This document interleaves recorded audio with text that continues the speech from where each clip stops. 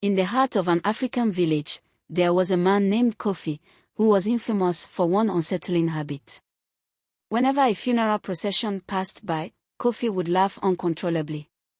The villagers were horrified, unable to understand why anyone would behave so carelessly. But little did they know, Kofi's laughter was not born out of cruelty, it was a curse that would soon lead to a shocking revelation that no one expected. In the small African village, nestled among rolling hills and vast savanna, there lived a man named Kofi. He was a figure known by everyone, not for his wealth or strength, but for a habit that baffled and disturbed all who encountered him. Whenever a funeral procession passed by, Kofi would break into loud, uncontrollable laughter. His strange outburst would ring out across the village, sending ripples of discomfort through the mourners and the bystanders. The laughter was unlike any other, a deep, resonating sound that echoed through the quiet moments of grief. For the villagers, this act became a source of confusion and fear. What kind of man laughed at funerals? Was it a sign of madness, disrespect, or something far worse? At first, the villagers tried to ignore it, chalking up Kofi's behavior to eccentricity or a quirk of his personality. But as time went on, the frequency of his outbursts grew, and with each one, the villagers' discomfort deepened. They began to whisper behind his back, casting judgment and making assumptions. Some thought it was a sign of disrespect, that Kofi didn't understand the weight of loss and the sadness that death brought. Others believed he was simply insane, driven mad by something no one could understand. And yet, Kofi seemed unbothered by their reactions. He laughed at every funeral with the same carefree demeanor, as though he was untouched by the looks of disapproval that followed him. His laughter was not malicious, but it was unsettling. As the years passed, Kofi's behavior began to cast a shadow over his reputation. He was no longer the man who was welcomed with open arms during village celebrations. People started to avoid him, crossing the street when they saw him approaching, keeping their distance during gatherings, and whispering behind their hands whenever he entered a room. Even his closest friends began to step back. The laughter that had once been a curiosity now became a symbol of something darker, a curse, perhaps, or an omen of misfortune. The elders of the village, wise men and women who had lived long enough to understand the complexities of life, began to discuss Kofi's behavior in hushed tones. They spoke of the need for someone to confront him, to understand why he behaved in such a way, and to offer him guidance if necessary. But there was fear in their hearts. None of them knew what the consequences would be if Kofi's laughter was allowed to continue unchecked. After all, it wasn't just a laugh, it was a defiance of death, an irreverence toward the dead that unsettled even the most hardened hearts. For the elders, death was sacred, a force not to be mocked or treated lightly. Kofi's actions were becoming a curse, they feared, one that could spread to the village and taint the peaceful rhythm of life and death they had long adhered to. One evening, after a particularly loud outburst during a funeral procession, the village gathered to discuss Kofi's laughter. The atmosphere was thick with anxiety, as the people who once welcomed him into their homes now turned their backs. They were no longer willing to tolerate his strange behavior. Some argued that it was madness, while others believed that he had become a threat to the community's harmony. After much debate, the village elder, Nana Adoma, spoke up. She was known for her wisdom and deep connection to the ancient tales and traditions of their people. "Do not be quick to judge, my children," Nana Adoma said, her voice calm yet firm. "This laughter is not a joke, and it is not madness. There is something deeper here, something that we must understand.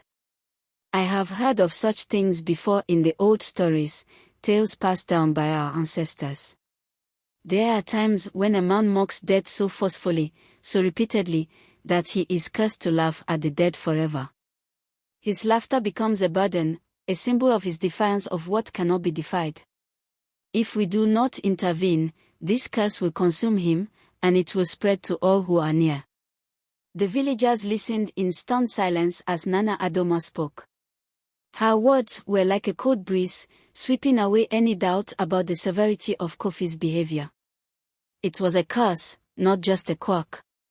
A curse that could infect the entire village if left unchecked.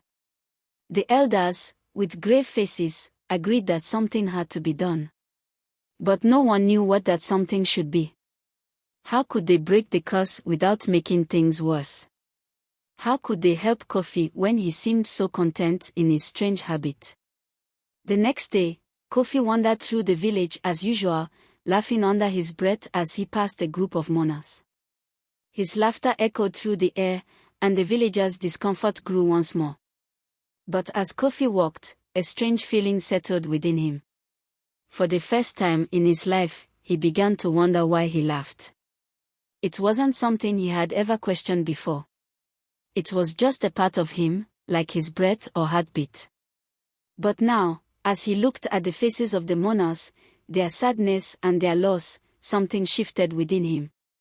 He wondered if his laughter was truly his own or if it was something he had been cursed with. As the sun set over the village that evening, Kofi sat alone by the river, the weight of the day's events pressing on him.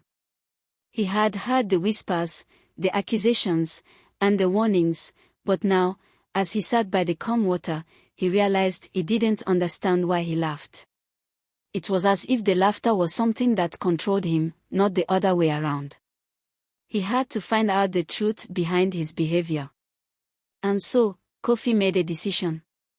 He would seek out Nana Adoma, the wise elder who had spoken of curses, to ask for her help. Perhaps, just perhaps, she could help him understand why he could never stop laughing at funerals, and how he could free himself from the curse that haunted him. Kofi's mind raced as he walked through the village, the quiet murmurs of the villagers following him wherever he went. The faces he passed no longer held the warmth they once had, instead, they turned quickly, avoiding his gaze. His laughter, though never meant to harm, had become a symbol of something sinister, a reminder of a curse he had never asked for. Kofi didn't understand it. He hadn't always been this way.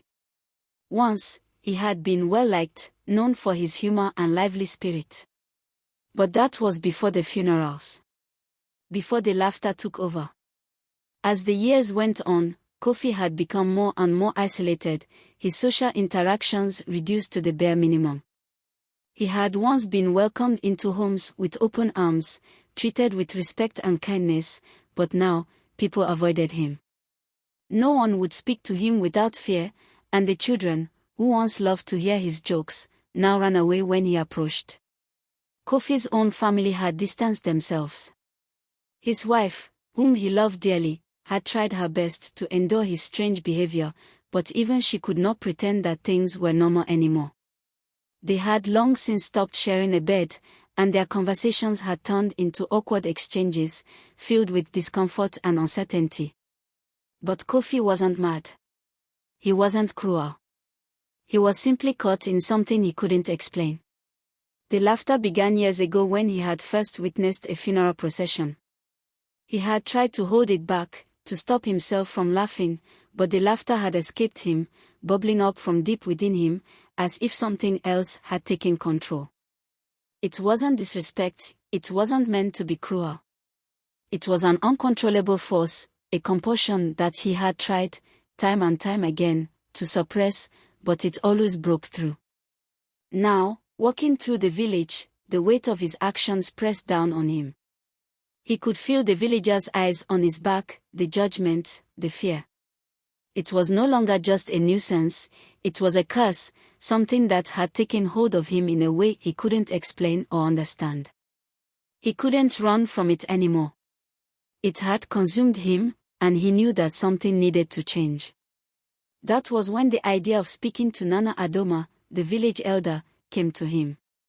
Nana Adoma was known throughout the village for her deep knowledge of the old ways, the ancient customs, and the wisdom passed down from their ancestors. She was a woman of quiet strength, someone who commanded respect without speaking loudly, someone who seemed to understand the heart of the land and the people who lived upon it. If anyone could help him, it was her. She would know the truth of his curse and, If anyone could break it, it would be Nana Adoma. Kofi had heard the whispers of curses before, of people who had been punished by the gods or by the spirits of the land. He had heard of men who were cursed to live their lives in a never-ending loop of suffering, trapped by their own actions. But Kofi had never believed in curses, not until now. It was as if the laughter had taken control of him, like something supernatural had latched onto his soul, forcing him to mock death itself. That evening, as the sun began to dip behind the horizon, Kofi made his way to Nana Adoma's hut at the edge of the village. The walk was long, and as he approached her home, the air grew cooler, the sounds of the village fading into the background. He reached the door and hesitated, his hand hovering over the worn wood. What would Nana Adoma say? Would she believe him? Would she know what to do? With a deep breath, he knocked softly on the door. It wasn't long before the elder opened it, her wise eyes studying him carefully. Her gaze was not judgmental, but instead filled with a quiet understanding. She motioned for him to enter, and Kofi stepped inside, the warm glow of a fire lighting the space. The hut smelled of herbs and wood smoke, the scent of ancient knowledge. Nana Adoma, Kofi began, his voice trembling slightly. I need your help. Something is happening to me. I can't explain it, but I need to know why. The elder gestured for him to sit and poured him a cup of tea. As she handed it to him, her eyes never left his face, as though she could see beyond the surface, beyond the words he spoke. I've heard of your laughter, Kofi, she said softly. The laughter that seems to echo in the saddest moments. It is a strange thing. But nothing is random in this world. Everything happens for a reason. Tell me what you know of it. Kofi looked down at his hands, his fingers trembling as he clasped the cup. It started many years ago. I don't know why, but whenever a funeral passes by, I laugh. At first, I try to stop it, but it's like something inside me takes over. It isn't right, Nana. It isn't something I want to do. It's as though I'm cursed to laugh at the dead. Nana Adoma nodded slowly, her expression serious. You are indeed cursed, Kofi. This is not madness, nor is it a simple condition of the mind. It is a curse placed upon you for mocking the dead. Long ago, there was a man who laughed at death, and in his defiance, he was cursed to laugh at all funerals, forever. That man was lost to his own laughter. It became his prison. Kofi's heart sank. So, what can I do? How can I stop this? I've hurt so many people. I can't live like this anymore. Nana Adoma's eyes softened with compassion. The curse can only be broken by humility. You must prove that you respect the dead, that you understand the gravity of life and death. You must walk through the village in silence, acknowledging the loss and the sorrow that others carry. Only then will the curse be lifted. You must learn to mourn, not mock. Kofi's eyes filled with tears. For the first time, he understood the depth of what he had been doing. His laughter had not been a joke, it had been a cry for attention, a defiant scream against the one thing that every person must face. He had mocked death itself, and now it was time to make amends. Thank you, Nana Adoma, Kofi whispered. I will do whatever it takes. And so, with a heart full of regret and determination, Kofi set out to make amends. The laughter that had once controlled him was now his responsibility to undo. He would walk through the village, not with his usual laugh, but with silent respect, and in doing so, he hoped to free himself from the curse that had haunted him for so long. Kofi left Nana Adoma's hut with a heavy heart, the weight of his actions and the path ahead pressing down on him. He had never fully understood the depth of what he had been doing all these years, but now, hearing the elder's words, everything seemed clearer. He had laughed at death, mocked it, without realizing the true consequences of his actions. Now, a curse had bound him to this strange, uncontrollable behavior. And the only way to free himself from it was to change, to show humility, and to respect the dead. As he walked through the village on his way home, Kofi couldn't help but feel the eyes of the villagers on him. It was as if they had known all along what he had been hiding. Their whispers, the side glances, the discomfort whenever he was near, it was all too much to ignore now. He had hurt them, even if unintentionally. He had caused pain and fear, and now, it was time to make amends. The village he had once known as a place of comfort, where he was surrounded by family and friends, now felt like a foreign land. His steps were heavy, as though the ground beneath him could feel the guilt that weighed him down. He had lived his life laughing, not thinking of the consequences, but now, as the reality of the curse set in, he saw everything in a new light. Kofi knew that the path ahead wouldn't be easy. Nana Adoma had warned him that only through acts of humility and respect for the dead could the curse be broken. It wasn't enough to simply stop laughing. He had to prove that he understood the gravity of life and death. He had to show the village, and himself, that he was willing to change. The first step was to walk through the village, in silence, acknowledging the sorrow and the loss that came with death, something he had once mocked without thought. The next day, as dawn broke over the village, Kofi made his decision. He would begin his journey of redemption. He wouldn't wait for the villagers to come to him. He would take the first step, the hardest one, by walking through the village during a funeral procession.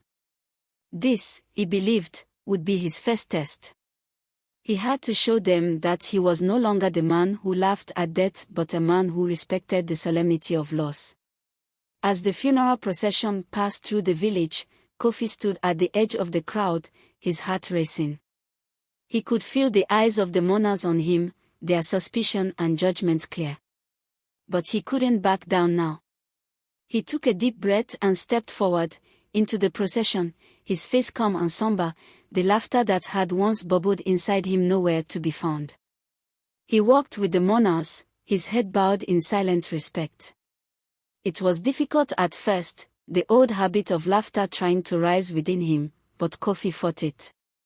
He focused on the quiet grief around him, the heavy silence that accompanied the funeral procession.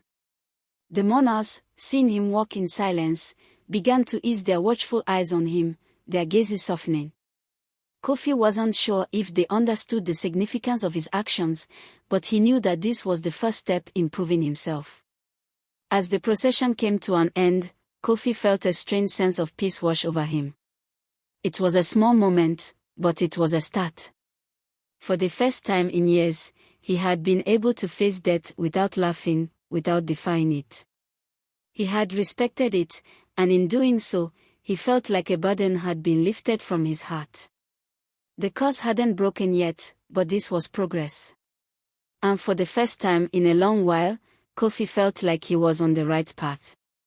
Over the next few days, Kofi continued to walk through the village in silence whenever a funeral procession passed by. He refused to laugh, no matter how hard it was.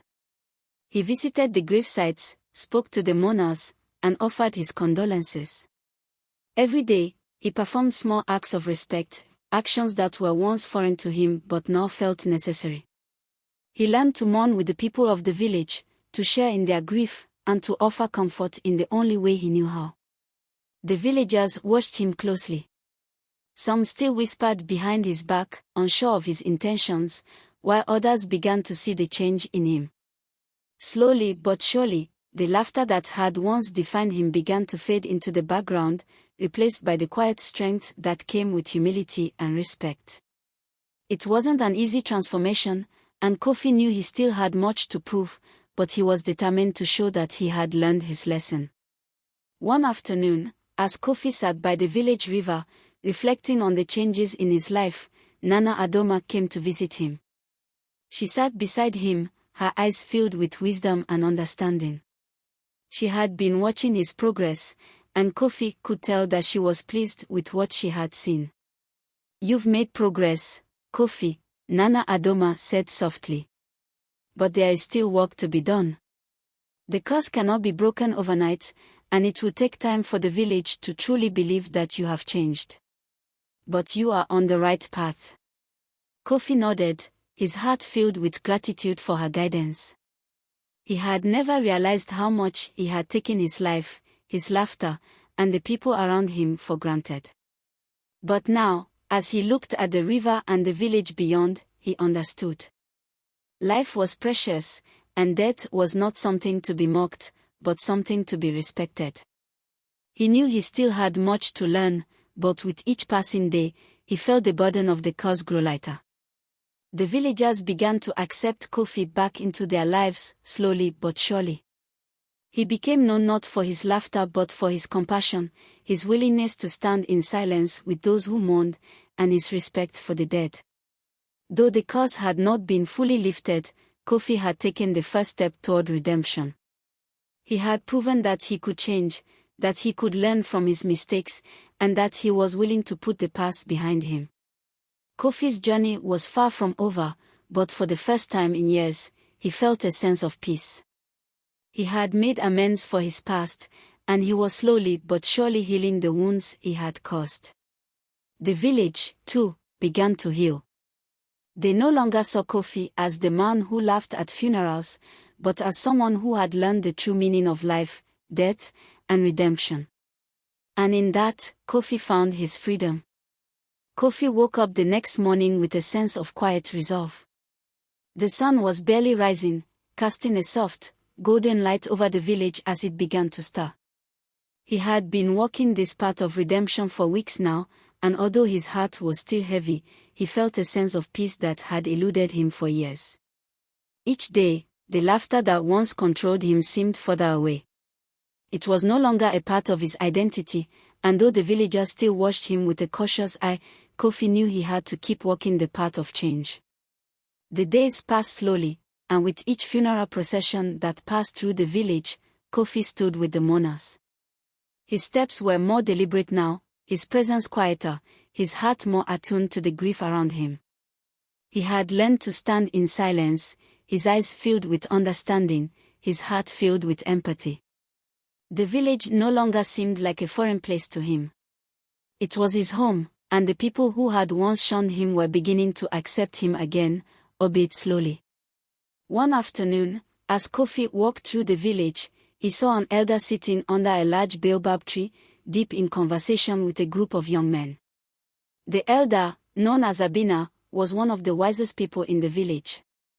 She had seen generations come and go, and her words were often regarded with great respect. Kofi approached her hesitantly, not wanting to disturb the gathering but feeling the need to speak with her. Abina's eyes met his as he approached, and she motioned for him to sit beside her. "Kofi, I have been watching you," Abina said, her voice calm and knowing. "I have seen the change in you, and I know you seek redemption. But remember, redemption is not something that is given. It is earned through action, through a continued commitment to walk the path of humility and respect."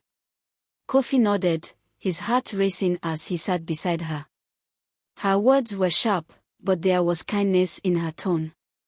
He had long known that his journey would not be an easy one, but hearing Abina speak so directly reminded him of the weight of the responsibility he had taken on. "I know the villagers still speak in whispers when I pass," Kofi said softly. "But I am willing to prove to them that I have changed. I have already apologized to those I have hurt, but the road ahead is long. I don't know how to make them believe I am no longer the man I once was." Abina's gaze softened as she regarded him. "It is not for you to make them believe, Kofi. It is for you to continue walking the path you have started. As you show them your actions, they will come to understand. There is no magic in redemption, no swift change. It takes time, and it takes patience. But you must remain steadfast in your commitment." Kofi felt a weight lift from his shoulders as he listened to Abina's words. They were true, and for the first time, he understood that redemption was not a destination, it was a journey, one that required dedication and perseverance. It was not about earning forgiveness from others as much as it was about earning forgiveness from himself. "I will continue, Abina," Kofi said, determination filling his voice. "I will not turn back now. The laughter is gone, and I know I must live with the consequences of my past. But I am ready to face them. I will show the villagers that I have learned." Abina smiled gently. "You are on the right path, Kofi. Just remember that each day is a new opportunity to prove who you are, not just to others but to yourself." With those words, Kofi felt his heart steady. He had been so focused on seeking the villagers' acceptance that he had forgotten the most important thing, that redemption was about change from within. It was about how he saw himself and how he chose to live his life moving forward. And with this newfound clarity, Kofi walked back into the village, ready to continue the work he had started. As the weeks went by, Kofi's life began to settle into a new rhythm. He still participated in the funeral processions, standing in quiet respect, but now he had begun to participate more in the village's daily life. He visited the elders, offered help to those in need, and slowly, the villagers began to see the sincerity in his actions. It wasn't an instant transformation, but it was a change that could not be ignored. One day, as Kofi was walking through the village square, he noticed a group of children playing near the well. The same children who had once run from him, now watched him with curious eyes. He smiled at them, his heart full of warmth, and without thinking, he sat down beside them. They looked at him hesitantly, but Kofi didn't flinch. He had learned not to expect anything in return. He had learned to offer kindness without expecting acknowledgement.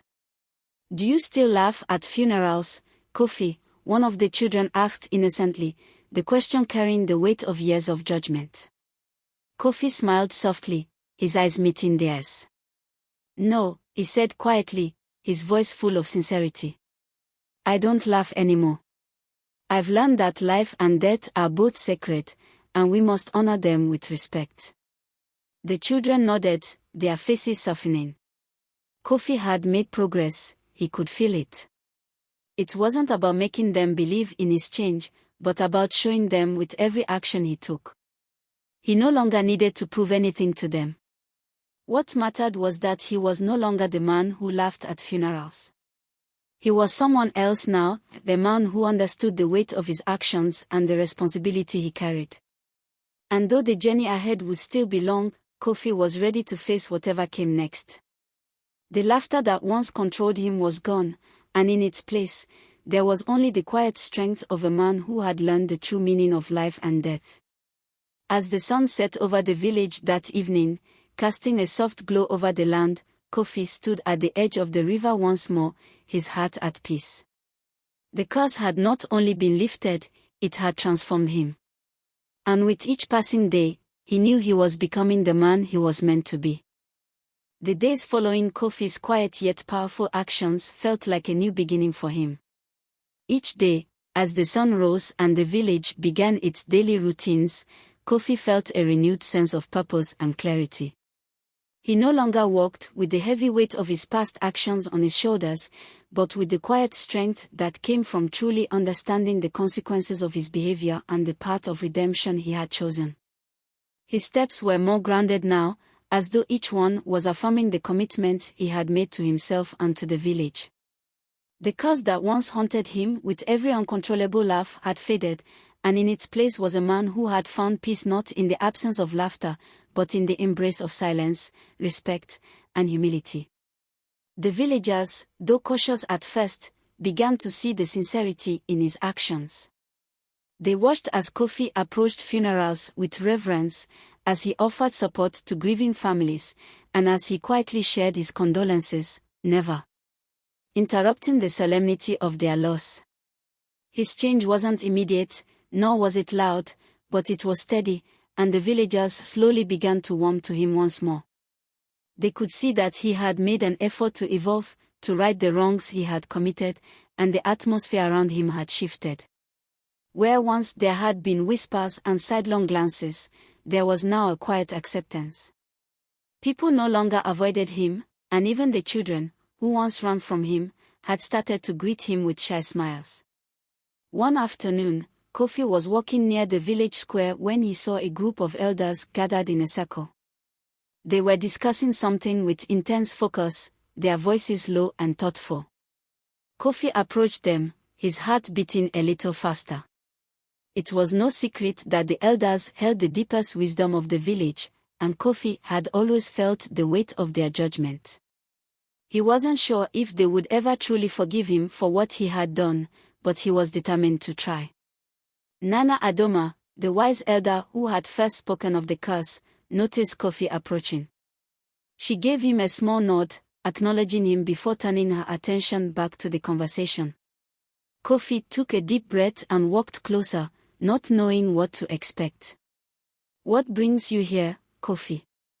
Nana Adoma asked, her voice calm and steady. The elders around her shifted, their eyes now on him. "I've come to ask if I can help," Kofi said, his voice sincere. "I've been learning, growing, and I realize that I've hurt many people in this village. If there is any way for me to contribute, to show that I'm committed to being a better person, I want to help." The elders exchanged glances, and Kofi could feel the weight of their collective judgment upon him. He had spent years making others uncomfortable with his laughter, his behavior, and now he was offering to help, unsure if they would even accept him. But Nana Adoma studied him for a long moment before speaking. "You have come far, Kofi," she said thoughtfully. "We have all seen the change in you. Redemption is not an easy path, and not all of us have had the patience to see you through it. But we believe in growth, and we know that change, true change, comes from the heart. If you want to help, then you must first prove that you are willing to serve the village with humility. There is much work to be done here." Kofi nodded earnestly. "I am ready to do whatever is necessary." The elders deliberated quietly for a while, and then one of them, an older man with a wise, weathered face, spoke up. "We have had troubles in the village, fields that need to be cleared, crops that need planting. The rains have been sparse, and there is a sense of imbalance among us. Your actions have shown that you are capable of growth, and so we ask you to start with something simple. Go to the fields and help with the harvest. Show us through your work that you are truly dedicated to the well-being of this village, and not just to your own redemption." Kofi's heart lifted at the request. This was something he could do, something he understood. It was not about grand gestures or impressive feats. It was about showing his commitment through action, through labor that would benefit others. It was something he could give that wouldn't ask for anything in return. "I will go at once," Kofi said with renewed determination. As Kofi made his way to the fields, he thought of the years he had wasted, consumed by his own arrogance and disregard for the feelings of others. But this, he knew, was the right path. He worked hard alongside the villagers, clearing the fields, planting seeds, and tending to the crops. Each day, the physical labor gave him a sense of connection to the land and the people he had once hurt. He began to understand, on a deeper level, what it meant to serve and to be part of something larger than himself. In the weeks that followed, the villagers began to see Kofi not just as the man who had once mocked death, but as someone who had earned his place in their community. The work he did was not extraordinary, but it was consistent, humble, and wholehearted. He didn't expect praise, he didn't seek attention. He simply worked, offering help wherever it was needed and learning to appreciate the land and the people who depended on it. Slowly, the villagers began to forgive him, and even the elders acknowledged the change they had witnessed in him. One evening, after a particularly long day in the fields, Kofi sat by the river, his hands stained with soil but his heart lighter than it had been in years. The air was warm, and the sound of the flowing water was soothing. As he sat there, reflecting on everything that had happened, Nana Adoma came to sit beside him. She didn't speak at first but simply watched the water with him. Finally, she turned to him, her expression soft but knowing. "You have done well, Kofi," she said, her voice full of quiet pride. The village has forgiven you, and you have shown true humility. You are no longer the man who laughed at funerals. You are a man who understands the value of life and death, and you have earned the respect of those around you. Kofi looked at her, his eyes full of gratitude. I will never forget the lessons I have learned. It hasn't been easy, and it may never be. But I am no longer controlled by the curse. I am free. Nana Adoma smiled gently. Freedom comes not from escaping our past but from learning to live with it. You have made peace with your past, and that is what makes you truly free. As the sun set, casting a golden glow over the village, Kofi knew that his journey was far from over. He still had much to learn, and the road ahead would continue to be challenging. But he also knew that he had taken the most important step. He had embraced change, humility, and understanding. And with each day, he would prove to himself and to the villagers that he had truly learned the meaning of redemption.